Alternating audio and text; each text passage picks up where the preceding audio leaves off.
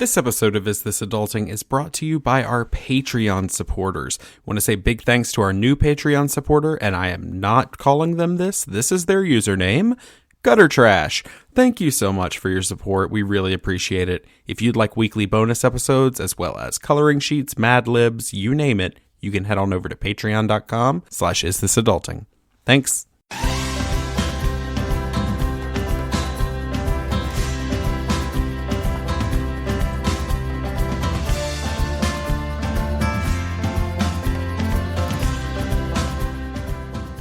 Hey everybody, and welcome to Is This Adulting, the mental health comedy podcast you never knew you needed. I'm your best friend and aspiring radio host, Stephen Pappas. And I'm Chris Grimmett, a current radio host. How about that? That's so fancy. That's the first time you've ever said your full name on the show. Thank you. Yeah, that's true. I didn't say I still messed it up somehow, though. I didn't say it, but I'm best friend number 2. Good to see you. It's okay. I appreciate it. Or I guess hear you is technically the more accurate statement for a podcast medium. Yes, this is an audio medium, so thank you for reminding everyone they don't get to look upon my beautiful face. I know they're very upset.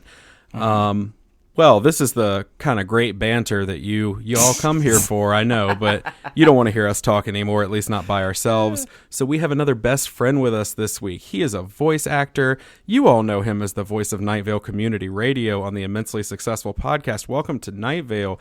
Please welcome Cecil Baldwin to the show. Hey, Cecil. Hey, everybody. I'm your new best friend. Yes. See, he's already on it. He's already done a better job than I do.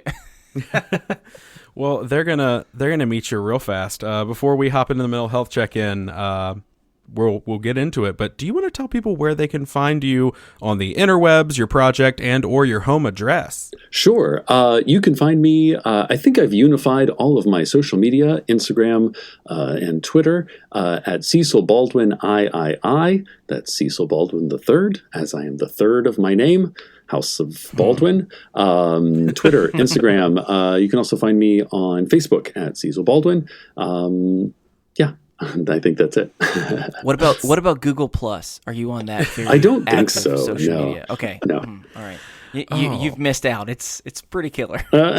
Nice. What do you think is more successful these days with the young people? Is it MySpace or Google Plus? Wow. You are asking the wrong person. Both. Mm-hmm. Yeah. I like books. MySpace. I like libraries and books and paper. So do I. It's okay. I don't get the Kindle thing. That's right. I said it. Internet at me. Please don't. I'm fragile. Anyway, well, we're going to kick it off. We're going to start off this week just like we do every week with a mental health check-in. Christopher Tyler Grimmett. Yeah. How you doing this week? You know, the last couple times that we've recorded, I've been doing pretty decent actually. And awesome. That all comes crashing down. No, I'm joking. I'm doing okay. I'm not great, but I feel like lately I have been, you know how sometimes you can find yourself like maybe work is overwhelming, but luckily back in your like social life or in family, like it's okay, and it kind of helps balance it out a little bit, or maybe it's the other way around. And then there are those seasons where unfortunately it seems every area of your life is equally overwhelming. And recently I've been going through one of those seasons where there doesn't really seem to be a break, in the sense of once I leave one emotional like pressing situation, I just move to a different emotional pressing situation, and I think because of that, it just obviously takes a toll on you, and I found myself, I think we were all even briefly mentioning it before we started recording, that we've all kind of experienced the funk recently, and I think the thing specifically for me that is most frustrating is when I'm in a funk is I feel like I I lose the ability to talk. Like I stumble on almost every sentence that I go to, and it's just really difficult, and it's just really frustrating because you're like, I'm not a moron. Why can't I get a freaking sentence out? But recently, that's how I've kind of been, and of course that has affected everything from my eating habits to my sleeping habits, and it's I don't know. I just really haven't felt very healthy in many aspects of my life recently, and so that has been. kind of been a downer, and especially so currently in the South, Cecil, let me just let you know, I don't know if it's been where you are, but it has been raining a stupid amount. Oh my God, a stupid amount. And seasonal depression is a real thing, and it might not be for one day, but once it's been like 20 something days where all it does is feel like rain and it's cold, the combination has just left me saying like, that's exactly what I needed to help get me through my already difficult troubles. So I'm doing all right overall. I feel like I had a moment of inspiration. So since Cecil, you are a reader, I'm going to brag for a second, because I'm not usually a reader, not because I don't like reading, but because I'm so slow at reading. I always just like beat myself up about it and then just end up putting things down. Right. This morning, I was just on YouTube, so the opposite of reading, and this random interview came up that caught my attention. I started watching it, and this guy like was fascinating to me, and so I started like listening to stuff, and I started checking out other things. Before I even went into work, I stopped by freaking Barnes and Noble, bought the book, and I've already read like 3 chapters, and it's awesome. So it's super exciting. It's like a cool social psychology book, and usually the only way I can read is if it's like Harry Potter or something very, very fantasy or fiction focused. And so it was super inspiring that I was reading and I was getting through it and enjoying it. And I wasn't quite as slow as usual. So I'm going to count that as a win for today. I really wanted you to lean into the Southern stereotype for a minute. You're like, I'm not much of a reader, but I was this morning, I was reading that Bible. And let me tell you. So overall, I'm gonna end on a high note because I'm excited that that's happened. So let's see if I can keep that up. Maybe because it's since this is Thanksgiving weekend and work is a little bit different, I might convince myself to read some more. Who knows? Or I'll watch Netflix. I'll do one of the two. But yeah. So, all right, Cecil, how about you? How has this week been for you? Mental health check-in. This weekend's been a little bit rough. I don't know. I feel like I'm at, I'm having kind of, I'm at a crossroads in a lot of ways. I turned 40 in a few months.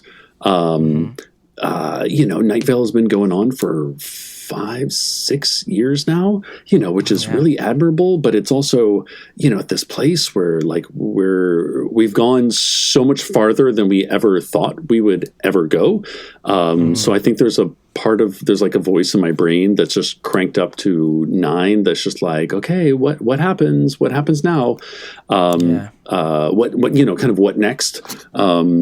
It's the holiday season. I got out of a relationship a few months ago.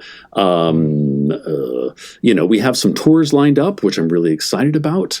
But then that sort of ends in the spring. And so I kind of look at this big white space on my calendar next year and go, okay, what do you do with your time, Cecil? What do you, how do you start now that you have free time, setting yourself up for good things to come in 2019.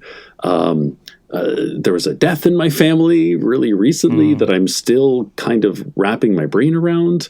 And I'm back in New York City, and, New York in the holidays, it's one of the best times to be in New York City because it's gorgeous, but it's also very, everybody's got a million things going on. And, how you're talking about, so as a freelancer, I work from home, and, I don't have any set schedule, when it comes to a day job. And, going from the hustle and bustle of tour where I'm with a small group of people that I know very well, and it's all very social interaction, to nothing has I feel, where isolation. Where if I talk to the guy at the bodega to buy some milk, that's the biggest social interaction that I've had that day. And sometimes that doesn't come around till 7 or 8 o'clock at night. I kind of forget how to socialize, and I forget how to kind of reach out and make connections and be a social human being. And that's sort of compounded by the fact that it's Thanksgiving and it's Christmas and it's New Year's and it's all these social things lined up. And so all these normal people, quote unquote, they're doing their holiday activities and they're overrun with social activities. Meanwhile, it's just me at home going, well, I guess I'll have another movie marathon and maybe Grubhub will, come through again tonight. So I don't know. I'm kind of in a little isolation booth right now. Whether that's for good or bad, I don't know. We'll find out. Yeah. I'm curious, for how long have you been in New York City? About 12 years now. 12 years. So I've been there, but I've obviously never lived in that large of a city before.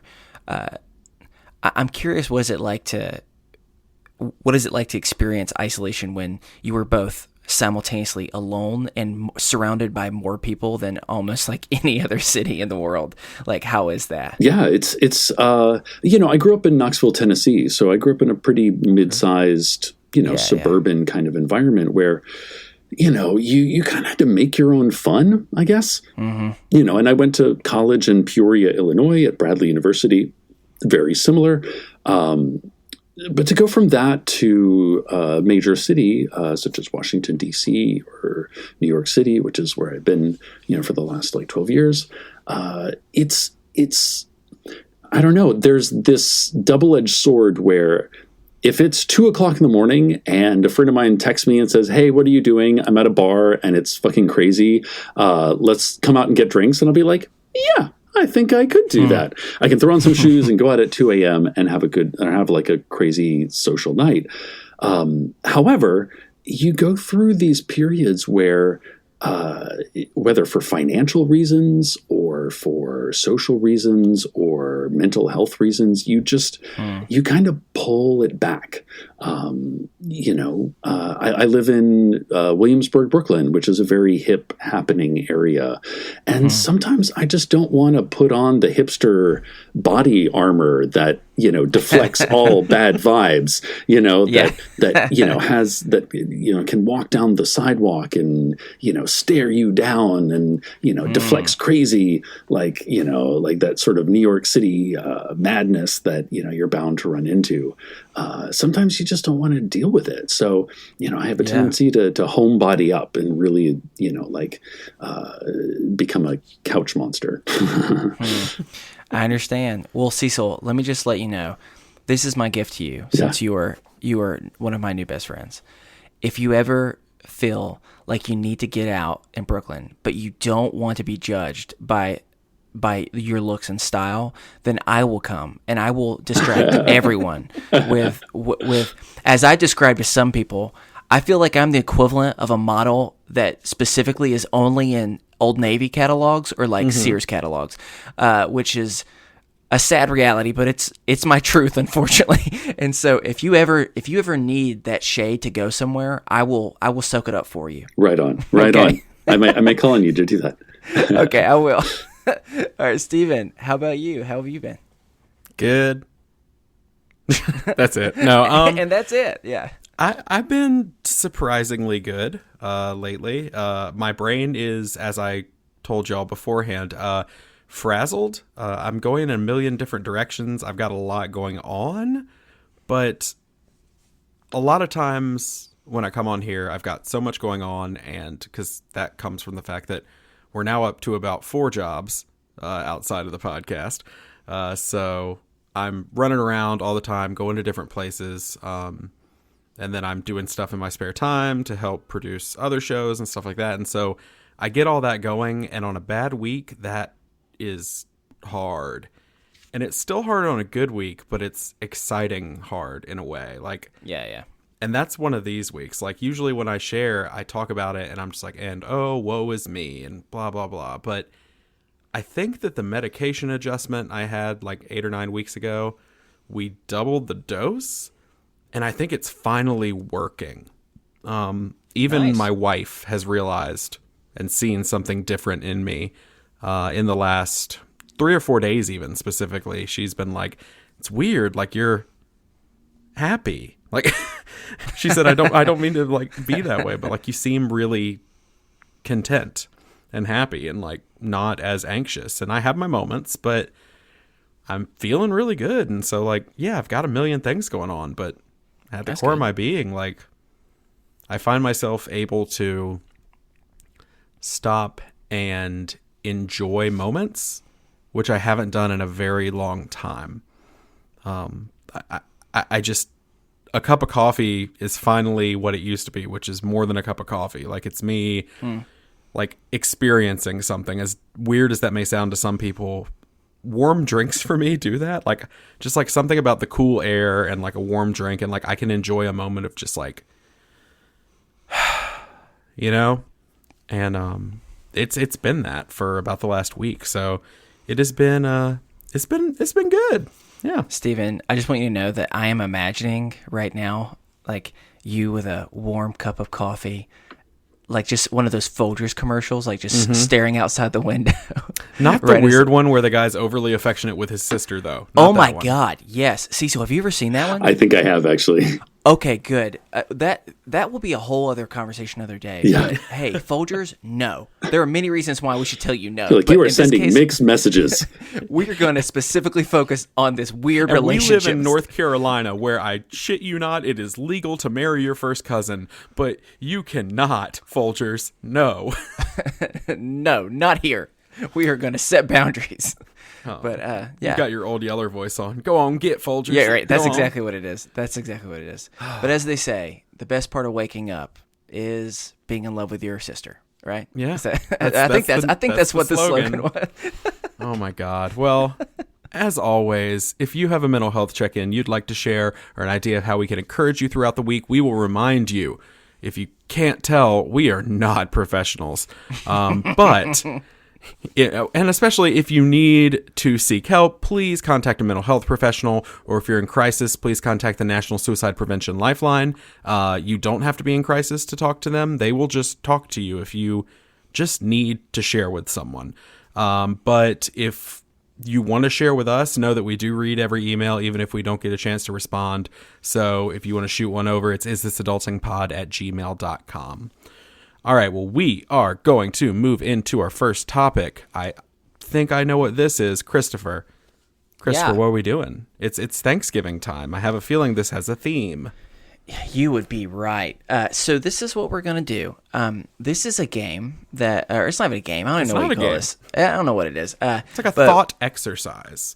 So we need to find a less lame phrase than that, but that's what we usually go with. So, Cecil, let me go and tell you, unfortunately, hold on, let me say that one more time. Fortunately, me and Steven have been married for quite a while now, and we've been with our spouses, so we've never experienced the real Not to each other. I saw some confusion. Oh, well, no, we're just partners in other ways in that way, but I do love Steven, and it would be an honor. But no, we are both married to different people. However, we never got that fun, exciting experience that so many people get now, and that's what are called dating apps. Back then, we didn't have those things, and so we wanted to try and experience our own version of Tinder Cecil is. I think you're giving me the appropriate look, which is just Please no. no. The slow shake of the head, no. But don't worry, we're not going to. It's too easy to just do this with people. We're going to do this with other types of things, and we're going to do it with Thanksgiving things. So let me explain what this is. So we call this hitch, itch, or ditch. It's kind of like fuck, marry, kill, but it's a little bit more PG appropriate. So if anybody's want to play with the family, you don't have to have that awkward conversation. Hey, Granny. Oh no. But yeah, so we call it hitch, itch, or ditch. One of these you have to hitch to. You have to commit yourself to life for. Not in a marriage sense, but just it's going to be the one that you pick. Itch is if you don't want this all the time, but you'd be okay with it from now and then. And then ditch says I'd be okay if I never have it again. So we're going to go through this. All of these are somewhat Thanksgiving related, and so we're going to start with meals.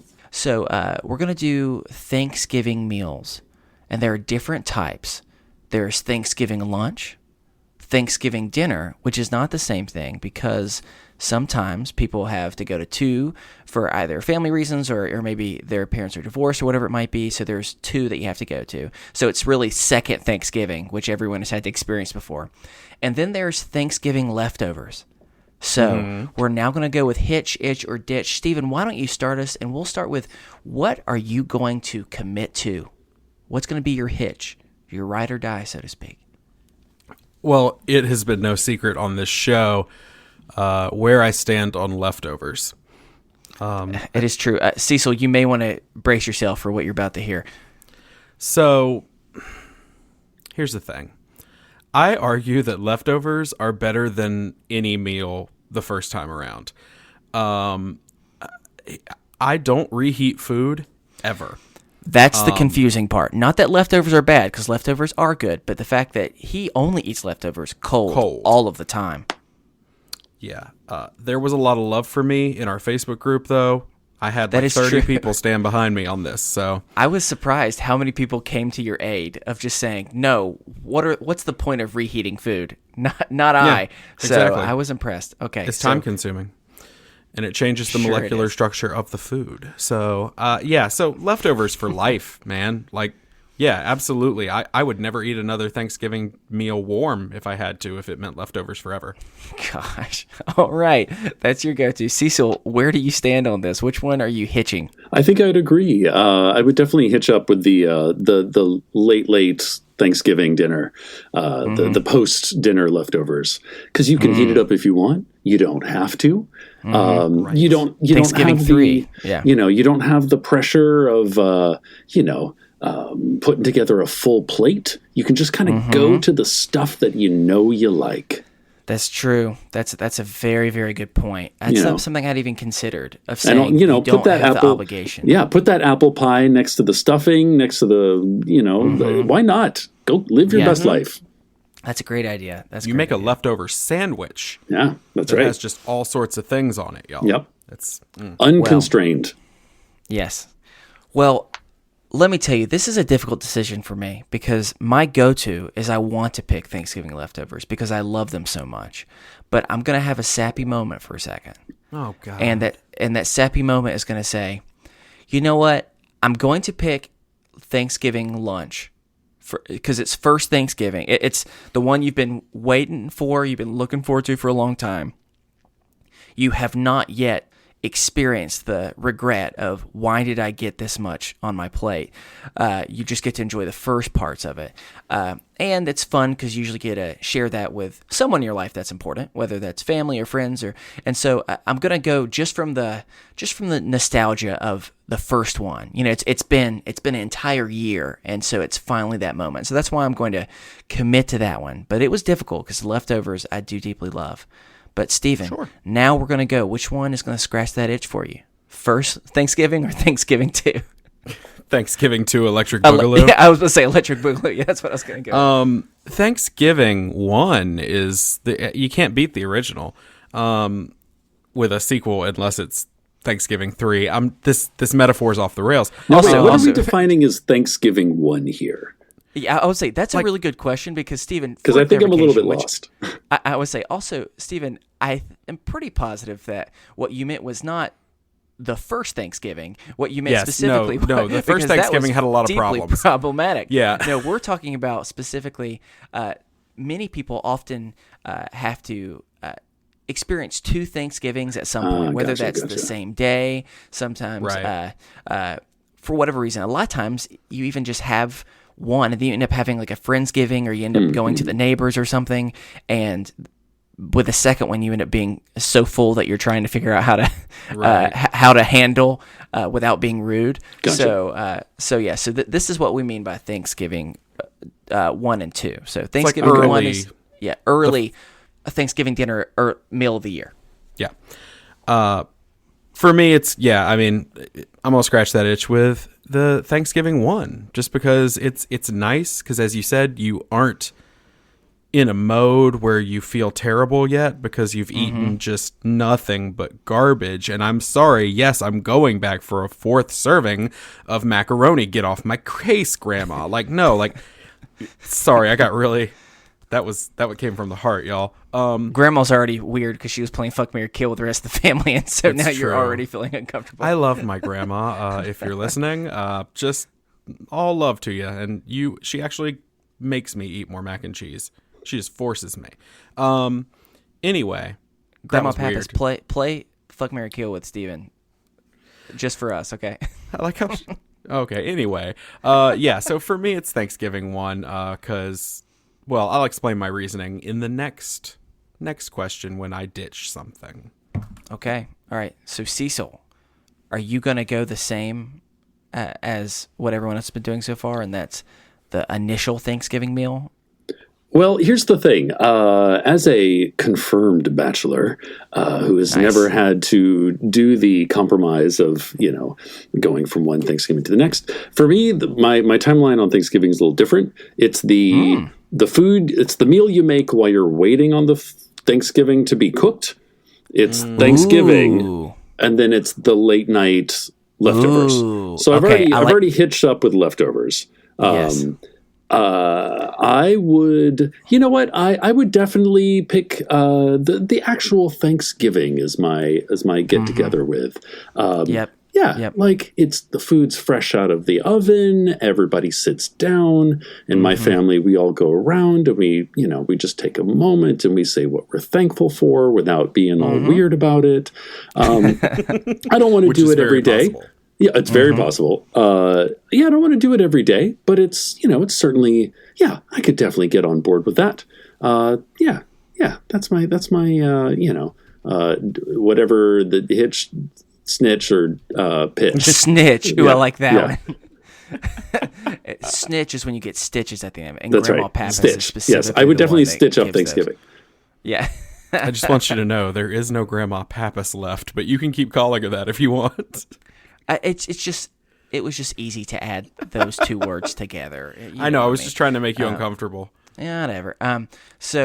Okay. Well, I think we can all agree that specifically what we're referring to in Thanksgiving too is any time you've experienced a moment, whether it's on Thanksgiving or any time for that matter, where you have to have a meal far too soon after already having a large meal, and especially if that meal someone has prepared for you, because it's extra awkward because you're like, I don't know what to do because I should have done a better balance of preparing myself for the second meal, but I didn't because I don't have any boundaries when it comes to self-will, so to speak, or willpower is what I was going for. And so because of that, I think we can all agree it's difficult in so many ways because you have to be polite. You have to put way more on your plate than you want to.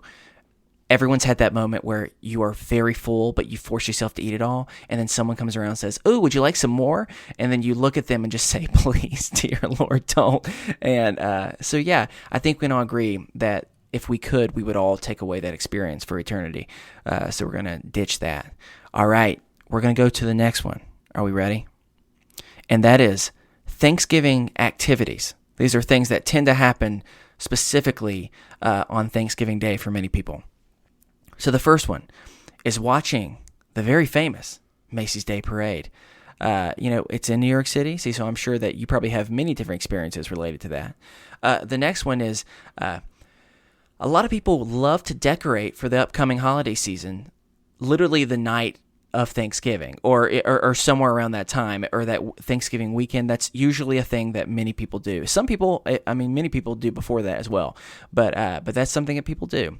And finally, I'm pretty positive I know where we're going to stand on this, but I had to put it in because if this is not a Thanksgiving activity, I don't know what is. And that is awkward family conversations that usually tend to lean political, but not always. Sometimes it's just awkward in different ways. So I had to put those three in there. And so, Stephen, we're going to start first with what is going to scratch that itch for you? Macy's Day Parade, decorating for holiday season, or uncomfortable family conversations? I have a question. Yes. Can I ditch all of them? I know. Every single one of those sounds terrible. Look, I didn't purposely make them to where they're always going to be easy. Sometimes you have to pick between three more difficult activities. All right, fine. Scratch that itch. I'll go with... Oh, dear God. I'll go with awkward family conversations. Okay, and your reasons? I think that I'm educated enough that I could usually at least know that I'm on the right side of history in those conversations. And I don't get nearly as aggravated as I used to, because now I'm just like, oh, well, I feel that I'm right. So, yeah, I can handle those from time to time. I try to avoid them, but, you know. All right, Cecil, what about you? Are you going parade, family conversations, or decorating? What's going to scratch that itch for you? Oh gosh, I think. Oh man, this is tough. We don't put up our Christmas stuff the day of Thanksgiving because we're kind of tuckered out from all the Thanksgiving stuff. Yes, but in theory, I could handle that. That sounds like a nice theoretical family thing to do. So yeah, I guess I'll get on board with that one. Okay, all right. For me, I'm also going to go with awkward family conversations, and here is my reason for it.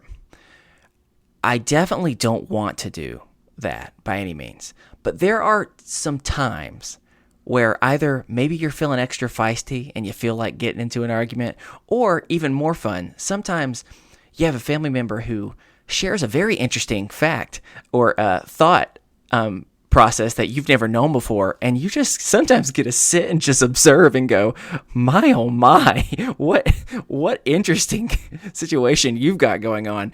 And every once in a while, especially if you're not in it, it can be, I wouldn't say enjoyable, but entertaining, if nothing else. And so because of that, I'm going to say occasionally I could scratch the itch with an awkward family conversation. So Stephen, now we are going to go with, what are you going to ditch? What are you going to say goodbye to forever? Oh, well, that's simple. Don't set up your Christmas decorations. What? No. Okay, so the people across the street from me, going personal here. I'm coming at you. Everywhere. Yeah, I'm coming at you, neighbors. They don't know about this show, so I won't hold back. What the hell, y'all? They put up their Christmas tree before Halloween. Before Halloween. Oh, wow. And they are motivated. As dedicated listeners will know, Halloween is the greatest holiday of the year. And now you're tearing it down by putting up your Christmas tree? No, those people make me sick. And so I'm ditching setting up my Christmas decorations, because you know what? I will set them up.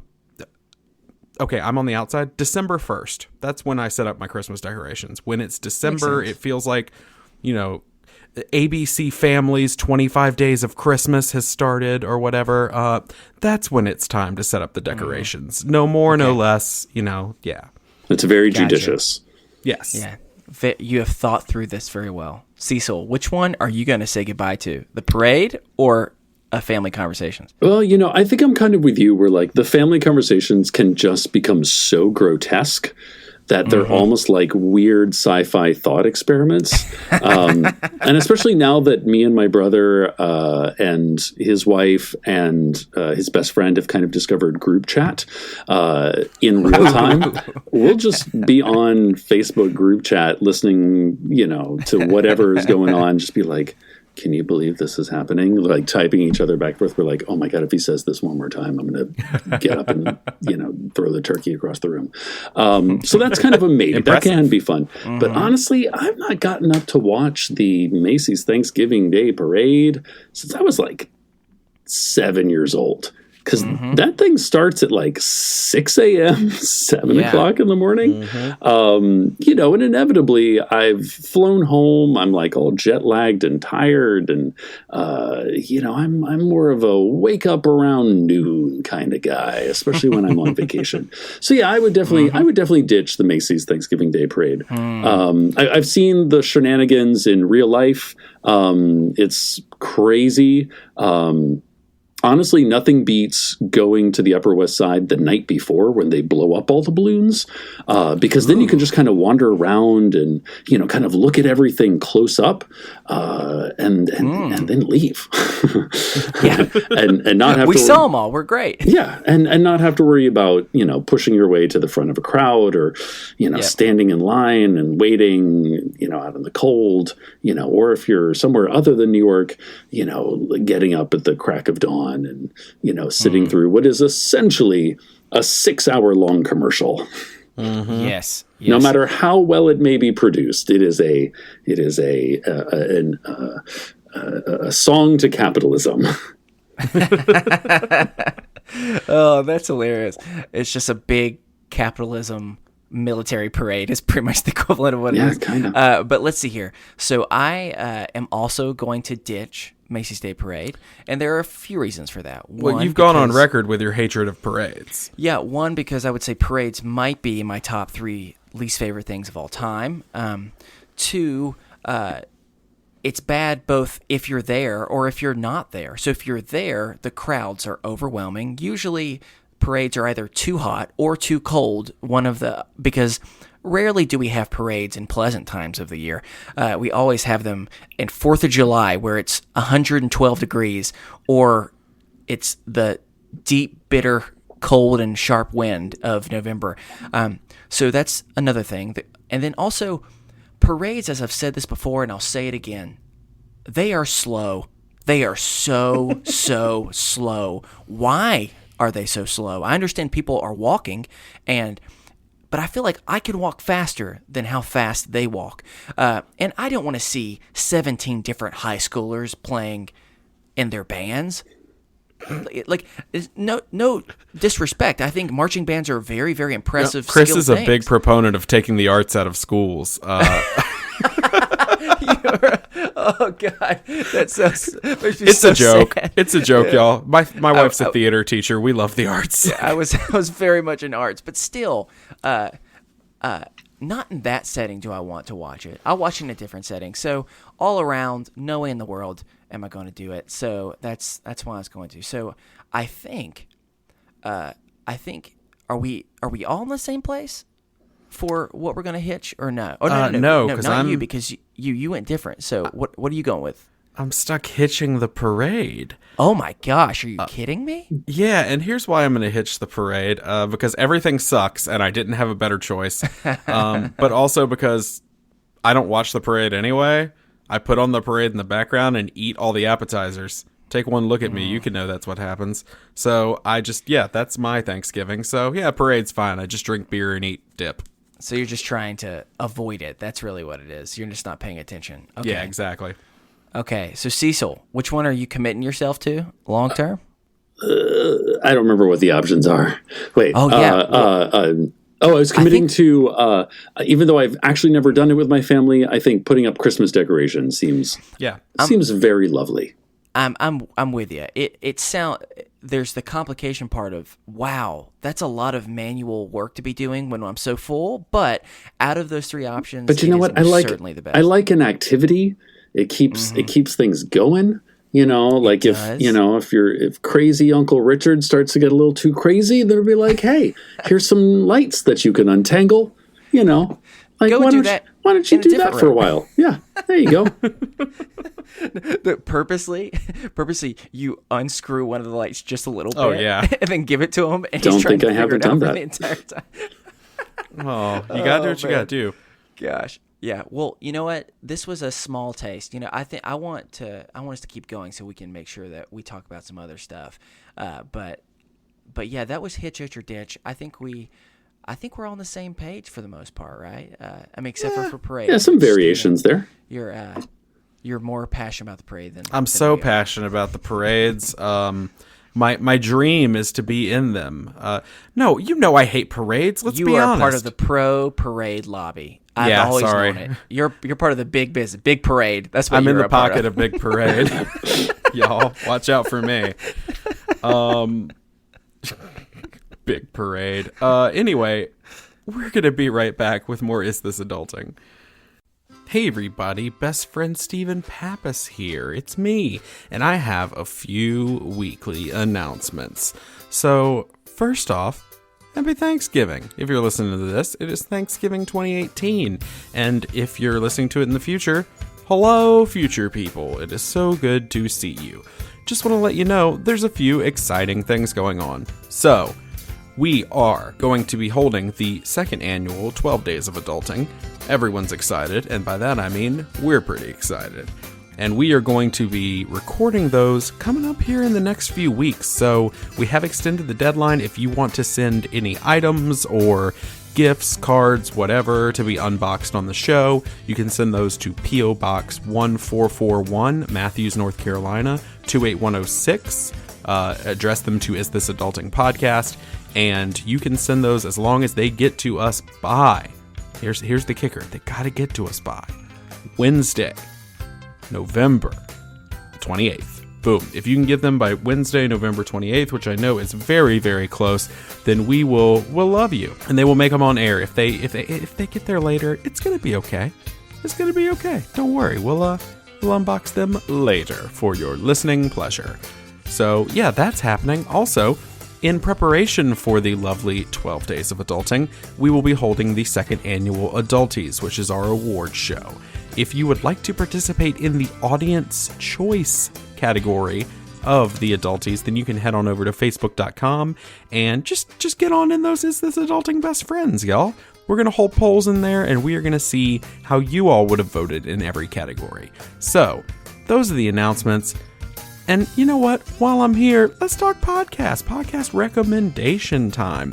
So this week we had on Cecil Baldwin of the Welcome to Night Vale show. You know that one. Welcome to Night Vale. I've loved it forever. Another one though, produced by Night Vale presents. That's gonna be Alice Isn't Dead. So I think I've talked about this show before. Alice Isn't Dead is another kind of audio drama, I guess would be the best way to put it.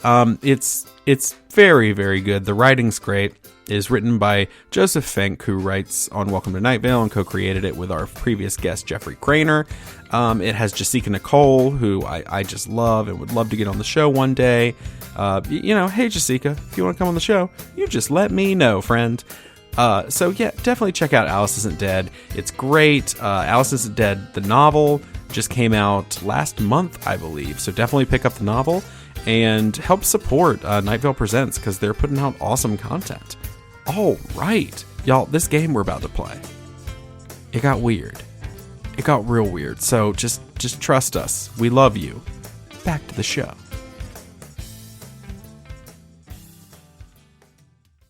All right, and we are back. I said we are twice because I'm that excited. It is game time. Christopher. Yeah. Do we have a new game? We have a new game, and I'm super excited. See, so I've been thinking about this in the back of my head for a while, and I hope that you feel honored. I just decided I was going to try it out on you. So we'll see if it works. And what a great honor. Sure. I know. And then if so, we'll pretend it never happened. So that's what we'll do. So, all right, I call this game Minimum Wage. Sounds confusing at first, but don't you worry. It is time for you to place your bets, because we're going to be testing just how knowledgeable you are on some everyday facts and figures. So this is kind of like trivia, but a little bit different. I'm going to read out a statistic that may or may not be somewhat accurate. I may have messed with it a little bit. And then it's up to you to determine how close my number is to the real thing. So this is how it's going to start off. Each of you are going to start off with 0 chips. After all, you've just joined the betting table after all. So we're pretending like this is poker. I don't know. It's getting so complex. I know. It's getting complicated. I apologize. But we may switch this up a little bit. But you have the opportunity over time to earn a nice big return. So it's really, at the end, whoever has the most chips wins. This is how it works. You have to determine how confident you are. And in my statistic, maybe it's complicated. I'm really sorry. I'm panicking already. let me just explain this. If you have ever heard, I had this whole description and realized that I'm a failure. So instead, we'll fast forward through it, and it's a game similar if you've ever heard of Guesspionage. It's a very popular party game, but really what it is I give you a number, and you'll have to try and guess if you think it's close, it's higher, lower, much lower. I'm going to kind of explain what it is. Here's the deal, though. There are 3 increments that you can bet on. Depending on our confidence level. Yeah. 2, which is the easiest, widest, safest bet. 4, when you feel more confident strongly. Or 6, if you feel like it's really spot on. So I feel like I'm filling out a grant application right now. I know. You were totally right. You were totally right. Like, in my head, this made sense. And then I read it out loud, and I went, oh, my God, I should have talked to someone about this. There are think tanks in Washington, D.C. that are trying to figure out this game right now. Okay. I promise. It's going to become easier than expected. And so this Why is what don't we do one, and then you tell us what to do? Yeah. Here we go. You're going to do it. I apologize. So this is just, let's go along with it. These are all Thanksgiving edition. If you're a little confused, do not worry, everyone. I'm going to walk y'all through it. And I encourage people to also try this at home, because I'm curious to see who's going to get the most amount of points. So this get out is your graphing calculators and let's get apologize. going, I'm y'all. literally getting a pad and paper right now. Your TI-84s. I made this more complicated. I'm embarrassed. Okay, so No. here we go. The first statistic. Nearly 95% of Americans eat turkey as part of their Thanksgiving meal. Nearly 95%. So if you feel it's about higher or lower, so it's about 15% either way, that gives you a pretty wide, so if you think it's 80% or more in this case, then you can bet 2 chips. If you think it's much lower or much higher, so that'd be more than 15%, maybe you think it's, definitely not, it's only like 60% of people eat turkey, then you can kind of get that. If you think I'm pretty close, I'm within like 5%, then you can put 6 chips in. So Does that make sense? Here's what I'm going to suggest. Okay, we will tell this. you if we think that you are close, higher, or higher, lower, or How much about- higher and much lower. Ooh, And then how about this? Close, not close, or very close. There you go. We can. Does I that think work? we can handle that. Close, not close, or very close. Okay, I'm sorry. I promise in my head it made sense. All right, you tell me which one you think it is, Okay. and then I'll tell you how much you're betting. All right, I Okay. apologize. This is insane. So let's start, Stephen. Do you think nearly 95% of Americans eat turkey as part of their Thanksgiving meal? Do you think close, not very close, or spot on? Remember, close is within 15%. Right. I think. Spot on is within a few. I think it's spot on. I think you're right on it. All right, so you think it's somewhere between 90 to 100%. Yes. All right, so you're betting in 6. So if you lose this, then you lose 6 points, or you lose 6 Okay. chips. So you owe. All right, Cecil, which one are you thinking? Close, very close, or not as close? I think close, but not very close. Okay, so I like this. So Because of all the you're going- vegetarians. Ah. So you're going. So So with, like 80%-ish. all right. So you're going higher, lower. So that makes sense. So you bet 2 chips, and Stephen went all in pretty much with 6. I did. So let me tell you, the correct amount is 88%. So Stephen, unfortunately, you did lose 6. Right off the bat, but don't worry. I mean, you're only 8 down because Cecil got 2, so it could have been way worse. So it is 88%. Well done. I'm letting now you do the math. I don't know what the fuck's happening with that. So don't worry. This may be the first and last edition of this. Well, last time we said that it became one of our most popular games, though. So yeah. Well, this one has more math than anticipated, so I promise you, it really made sense in my head. So next one. If you choose to fly out on Thanksgiving Day rather than the day before, you could save an average of $68 per trip. So do you think this is close, very close, or spot on? Close, very close, or not so close? So very close would be you're pretty much $10 in the $10 range. If you think it's pretty close, it's I'm going to give you about a $30 range. And if you think it's way more or way less than that, then you can kind of do it. Make sense? Yeah. Steven, which one are you thinking? $68 is what it's saying the average you can save on a trip if you fly out the day of Thanksgiving instead of the day earlier. I don't think that's close. So you don't think it's close at all? No, I So don't you think think that. I think it's a lot less. All right, so you're betting 4 chips. So Yeah. Cecil, what are you thinking? I would say very not close. Very not close. Interesting. That is making me do math. In my own Unclose. head, Double plus unclose. Okay, so you're saying it is not close. Okay, so you're also both of you are doubling down. With, Yeah, I don't think it's It is $40. Oh, wow. Is the amount that is the average you save. I So thought it was going to be unfortunately, like $5. So unfortunately, both of you said it was more than $30 off, which means you both lost points. So Steven, you have -10. Cool. But it's okay, Cecil. You have -2. You're still ahead. That's what's important. Living don't strong. worry. We're playing We'll fast and loose with these chips. We'll reorganize this game where math is no longer nearly as involved. So don't worry about that. So the next one is the percentage of those people who eat. Some people say pecan pie. Some people say pecan pie. So the percentage of those who eat pecan pie after the meal is 42%. The percentage of people who eat specifically pecan pie or pecan pie after their meal is 42%. Steven? I'm gonna, just because I play to win. I'm gonna say that you're spot on. I also want to say that it is pecan pie. So I was trying to be there for all of our different listeners who say it differently. So Cecil, do you think that I'm spot on? Do you think I'm decently close or not close at all? I think 42%. I think fairly close. Fairly close. Middle close. Okay. Well, Not spot makes on, sense. but not way off. Okay. Get ready for this. It is only 14%. what? Yes, I was very surprised by Wow. this. So unfortunately, both people lost again, but that's okay because Cecil, you're only at -4, while Steven, you're at -16, my friend. So Yeah. There's no right coming now- back from this one. Right now, the house is on On killing. fire. Is one way of doing it. All right, so we only got 2 more, I promise, and then this complicated game will be burned forever.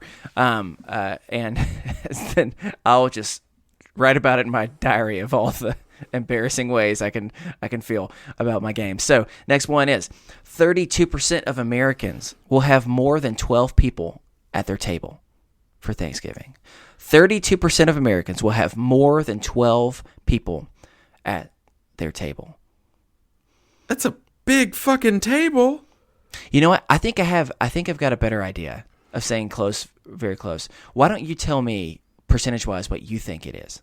Okay, that Makes sense, right? I would honestly guess that's like a 10%.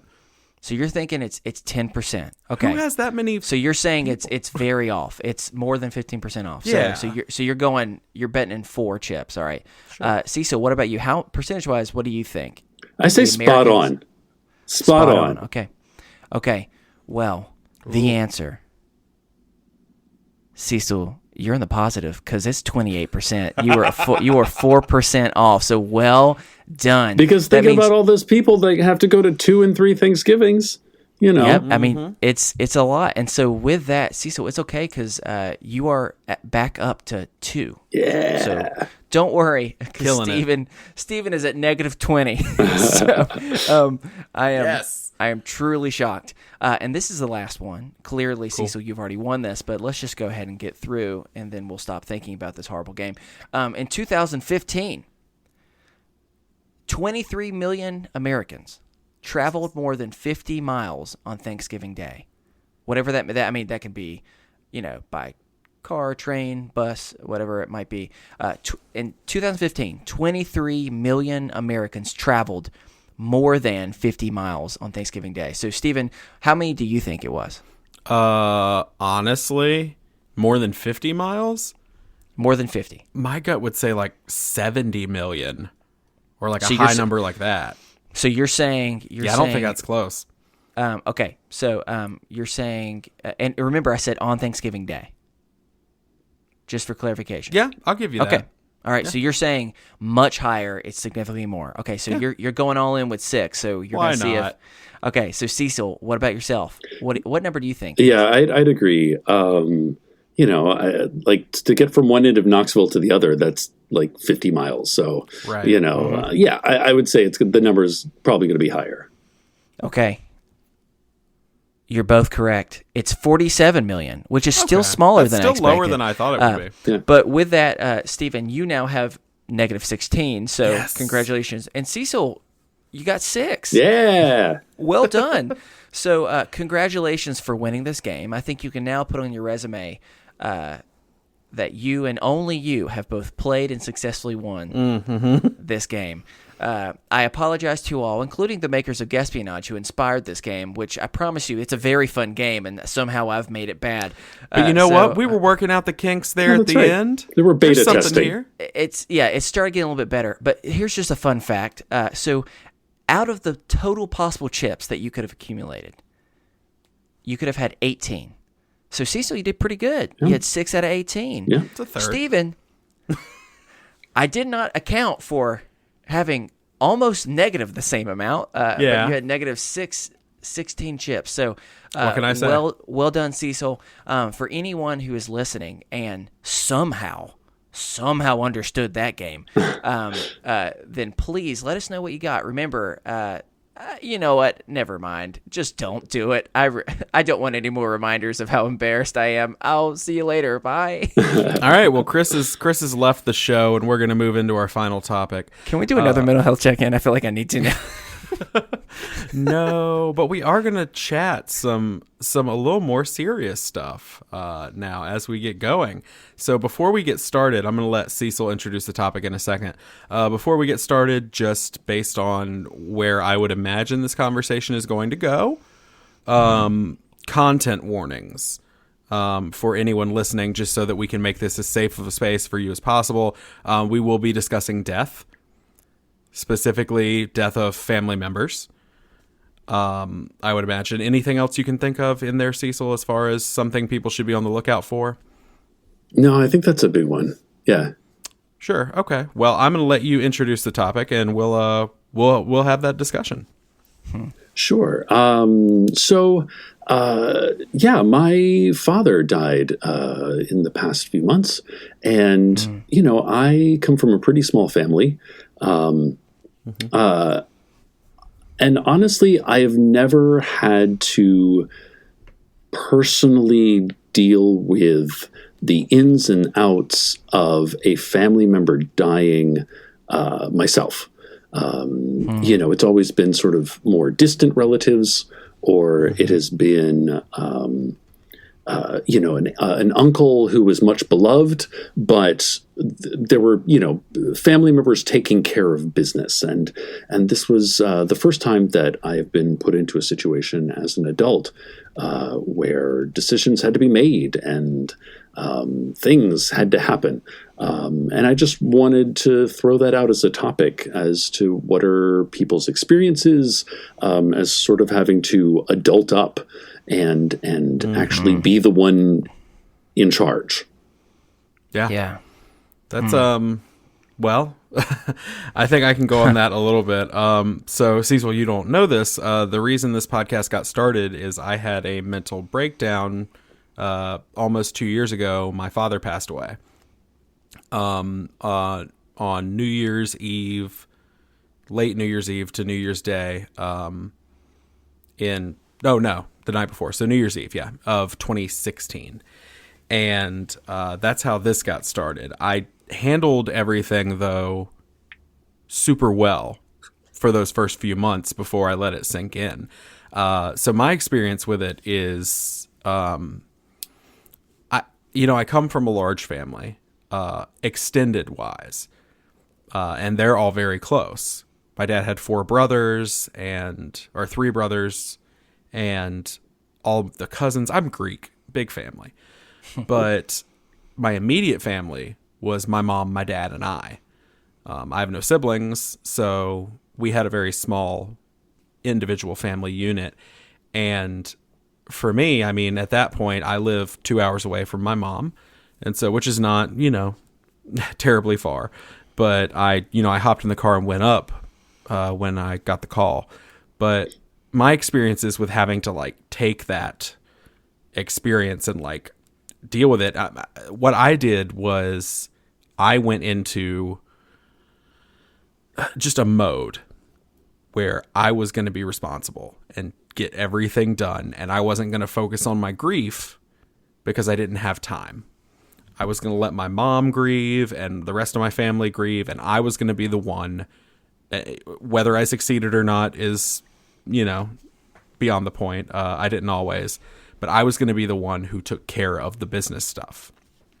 And I know for me, at least, that was I think harrowing would be a pretty good word for it. 'Cause I know at least in the situation with my father, it was unexpected. And we ended up with, the things that nobody tells you that you have to do when you lose an immediate family member, which I will list some here. And this first one is kind of dark and hard to talk about, but they have to be identified. Yeah. And I actually couldn't do it. We actually had a family friend who was handling some proceedings step in and do that part. But things like that, or for my mom, going to the Social Security office with her and sitting down, and because my dad would have been 65 last week. And so, they're in their 60s, it's Social Security time, and going to get death certificates, the first thing you do is sit down with the funeral home and planning a service, if you're going to have a service, or burial versus cremation, all of this stuff that no one tells you about except for daytime commercials that you watched as a kid during The Price is Right. Like, that's all I could think is like, that's the only time that you think about, like, when someone passes away, the financial and business side of things that you just don't associate with that, because you're like, oh, well, when someone close to you passes away, you grieve. But they don't tell you that you don't necessarily get to grieve at the beginning, because you've got to take care of business to make sure that their house is in order. And for me, I felt like I had to take that on, not just for my mom, but in a weird way, for my dad. I had to make sure that he got the best send-off and the best everything that we could do. And I took that as a personal, mission.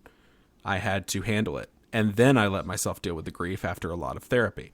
So, that was at least my experience. But yeah, nobody prepares you. Yeah. Yeah, I know my experience was somewhat the opposite in that, I don't know, I'm kind of a no-nonsense person, and, I guess living in the big city, especially in New York, has kind of toughened me up over the years, and I'm very direct, especially when I deal with people down south, family members, just generic Southerners, and kind of the tell it like it is New Yorker by this point. But because I was on tour when it happened, I was away. I was, out in the middle of nowhere. I was in, limbo, heading to Knoxville. But, my brother kind of had to step up and be the decider. He had to be the one to take my mom by the hand and go and, make the hard decisions. Right. And that weighed on me for a really long time because, for me, it's like, oh, I can do this. I guess, I don't know, maybe a life in the theater has kind of prepared me for this, where no matter how high emotions are running, the show must go on, and then, it's sort of a microcosm of that. I know for weddings, for my brother's wedding, I was sort of the stage manager because everybody is just too damn nice down south, and nobody wanted to actually be the one to say, not now, but I have no problem being that guy. sort of being the bouncer. But that was the thing that really weighed on me about the funeral, was that, one, my dad apparently had an extreme aversion to talking about or acknowledging death in any way. Sort of classic toxic masculinity, Southern, let's just take our emotions and just shove them way down deep and not acknowledge any of that. So he had nothing prepared, and even though his death was unexpected, it was kind of out of the blue. It was not in, I don't know, my folks are getting up there, and, like, you should kind of plans at you reach a certain age where you're starting to retire from your job. You should also kind of like make an exit strategy. And he just refused to do it, which I found out, later, talking to relatives and stuff like that, just didn't, my dad just refused to do it. So my mom was kind of left holding the bag. And then in a lot of ways, my brother was left holding the bag because, he had to be the one to hold her hand and kind of make those decisions because, she was grieving. So I guess for me, in a lot of ways, I wish that I had been the one to kind of take the blows by being like, yes, no, yes, open casket, burial, here's where we're going. I wish that, because I'm quite good at, sort of divorcing myself of emotion and just making decisions with the best of everyone in a group. Sure. But I couldn't, and I wasn't. So in a lot of ways, I'm grateful to my brother for stepping up and, kind of being that person in the family unit. However, I'm for a good week and a half, 2 weeks, maybe even now, I'm still kind of left with this residual guilt of not being there. So I don't know. Yeah. I think for me, what is interesting about loss, and yes, I have experienced personal loss in some way with some family members, but for me, a lot of my experience in loss comes from my previous work experiences, where I often had to be with families that were in very, very rough portions of, or very rough moments, vulnerable moments of their family experience. And I think like something that you said, Stephen, that is very true, and even it kind of alludes to what you were talking about, Cecil, of death is something that is so out of the ordinary, in the sense of, it's not out of the ordinary because it's constantly around us, but it is in the sense of we try and keep it at a distance to some degree from ourselves. And so it doesn't prepare you for, in some cases, because people are intimidated and scared to even think about that for themselves, or to think about that for their loved ones, and to make that connection of just like, I don't even want to get there. Or in the same type of way, you're not prepared for the experience of what does it mean to really realize that you're far away from your family, when it's a point to where it's like, well, shit, this would be a time that I would want to be here. And it's like life doesn't prepare you always for those specific type of situations. And, I think about that a lot, especially like on a week like this, where it's, at least in the United States, it's a pretty large national holiday. And for any type of holiday, no matter how much joy can be associated with it, it's something that I've always realized, sadly, is, for half the people, today's a great day, and for half the people, this is a horrible reminder of something.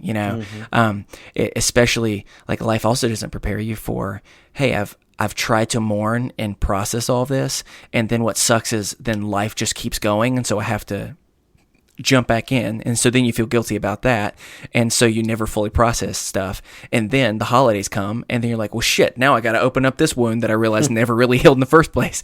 And so it ends up just being like a painful opening and closing back and forth as well. And yeah, I think that it's just something where it's,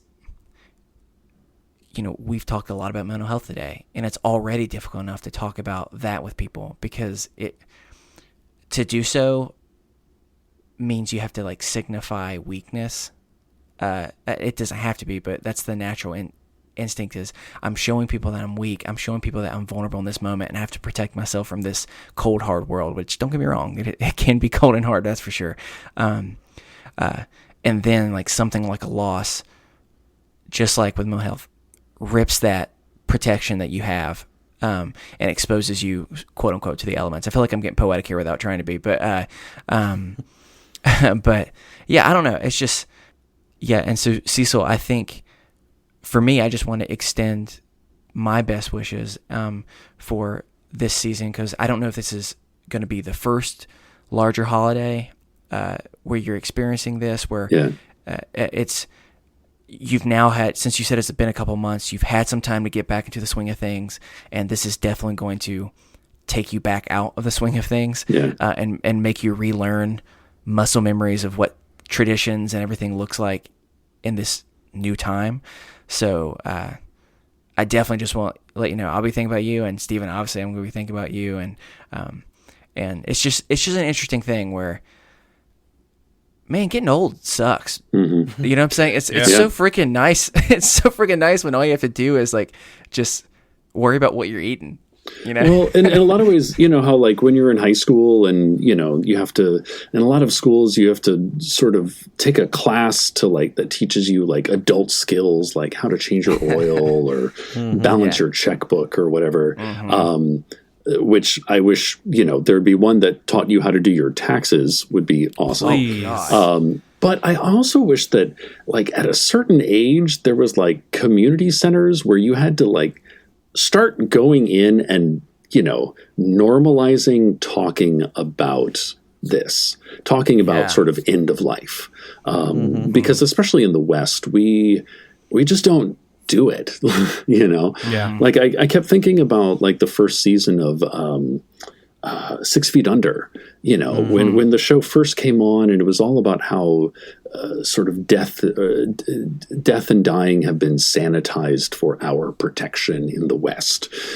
People want to get through it with as little muss and as little fuss as possible. But you know what? Maybe a little mess and a little craziness is what's necessary, because at least then you're feeling something. Right. I'm not saying, we need to go, if you look at, death and dying rituals like all over the world, there's, extremely crazy and out there and intricate, and people, traditions of throwing yourself onto the funeral pyre, kind of like, we don't need to go there. But, I do kind of wish that, at a certain age, there was like a standardized test, kind of like a driver's test, that just kind of, just be like, hey, you are now officially reaching the end of your years. We don't know if it's going to be tomorrow. We don't know if it's going to be 20 years from now, but like, have you told your family what you want? Have you had those conversations, because there's no good way to start that up, and especially, around big holidays where families come together. And a lot of times, our families are really simple. We're small, we're non-religious. We don't have to deal with any kind of lists. We're not fighting over a will, none of that. But in a lot of families, things get really complicated when somebody passes on. And I just feel like if these conversations had started earlier in a place of neutrality rather than in a place of, oh my God, it's go time, we don't know what's happening. It would have been very different. Kind of like they say, like here in New York, you keep seeing signs that are like, in case of an emergency, have a strategy, have a family plan, who's got the flashlight, who's got the batteries, who's got the family pet, like who, where are we going to meet, where's our muster point, really like kind of start talking about end of life, from a practical point of view, because at least then you start thinking about it in practical terms rather than in emotional terms, and rather than it being some abstract, oh, that'll never happen. Because we want to bless many, many, many years on to the people we know and love, and that's what we wish, but that's not always what we get. And living in that wishfulness, I think sometimes does a disservice, Yeah, and I think that as we're talking, like something that I'm simultaneously thinking about is, so my wife is a person who, I know she wouldn't mind me sharing this, is someone that even bringing up the concept of death at all is something that deeply, deeply causes her anxiety, causes her emotional pain, just because there's so much connotations with it.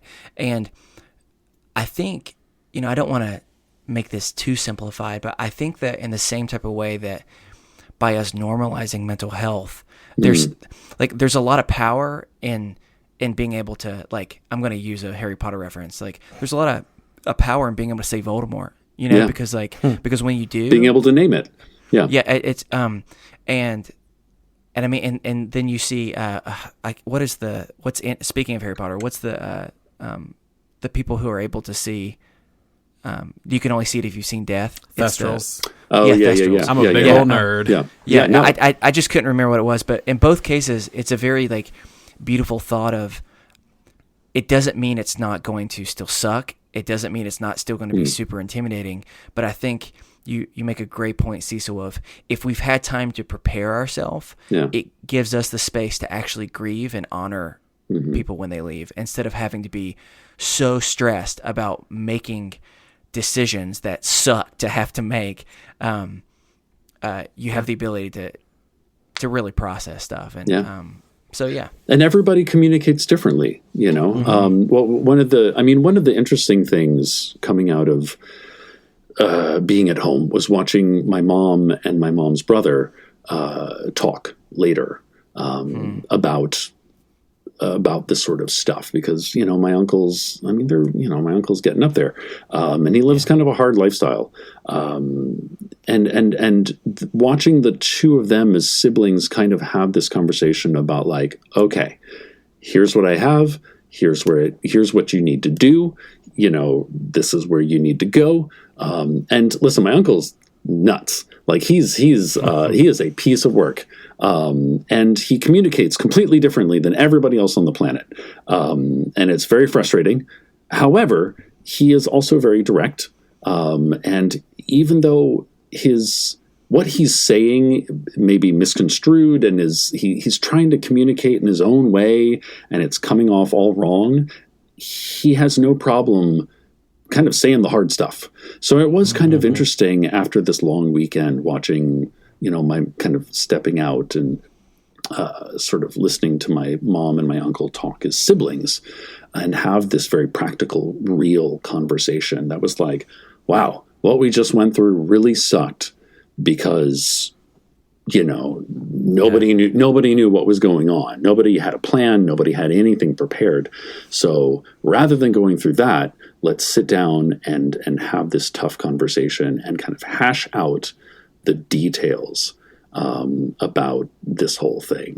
And I realize this is my family. Your family is totally different. Everybody's family is, completely has totally different dynamics. But just kind of what a moment that was to watch two people come together and, kind of be like, okay, all right, well, here we go.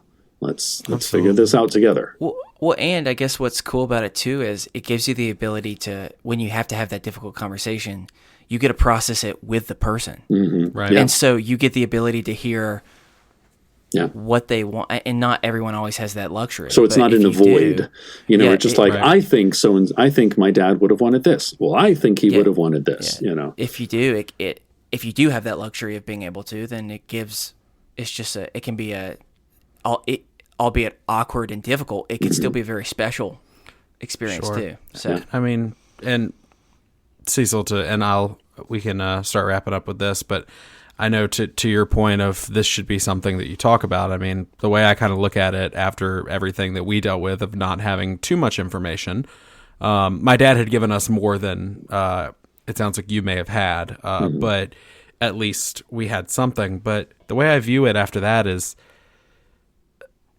you do so much planning for beginning of life. Mm-hmm. There's so much planning around, okay, well, we're going to have a baby. What to expect when you're expecting. Right. And there's books, and I have a car, and okay, the suitcase is in the car. It's ready to go to the hospital. We're going to do this. We're going to do this. Why is there not one as well for end of life of, okay, well, this is the person we're going to talk to. This is where they want to be buried. If they're going to be buried, do they want to be cremated? This is stuff that is hard to talk about in a lot of ways, but at the same time, like, it's almost considerate to talk about. Like, let people know, like, this is what I want. Because at the end of the day, you're not going to get to tell them if you don't do it now, you know? Yeah. But, well, thank you for sharing that with us. Yeah. That conversation, I know that it can and be I hard to talk apologize. I about. apologize to any of my family members who I might have blown up or outed. You know, I love you all. Calling that uncle nuts. I know. I love Uncle Richard. And he's the one who I take most after. So, you know, it's like looking into future me. So, you know.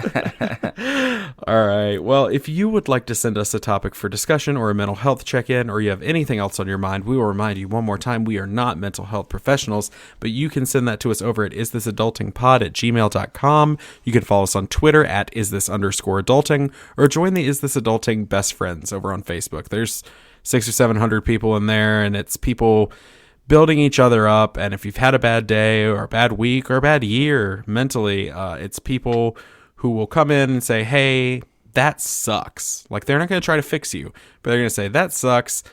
I'm thinking about you. Or somebody might come in and be like, hey, what book do I want to read? And people will be like, you want to read Harry Potter again? Duh. And that's always amazing. the answer. Yeah, and it's so cool. Or you want to read, pulling from Cecil, your universe that you're a part of, the Alice Isn't Dead book that has just come out, or the Welcome to Night Vale novels, or anything. That's what you want to read. So it's a cool place for fun, but also genuine discussion, just in an effort to normalize mental health. So definitely check that out. We would like to thank... I screwed it up, y'all. We would like to thank the collection for the use of our theme music, The Borrowers, off their album Ars Moriendi. Cecil, thank you so much for joining us. Thank you.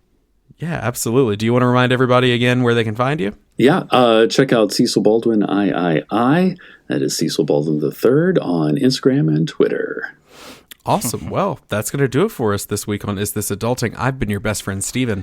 I've been your best friend, Chris. I've been your new best friend, Cecil. And remember, kids, be happy, stay healthy, and go hug someone.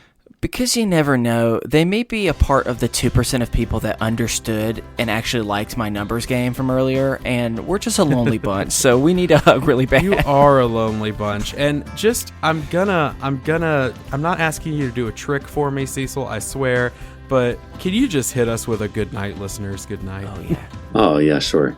Good night, listeners. Good night. So that's how we're silky ending. smooth. Wow. Have a good week, y'all. Bye. Bye.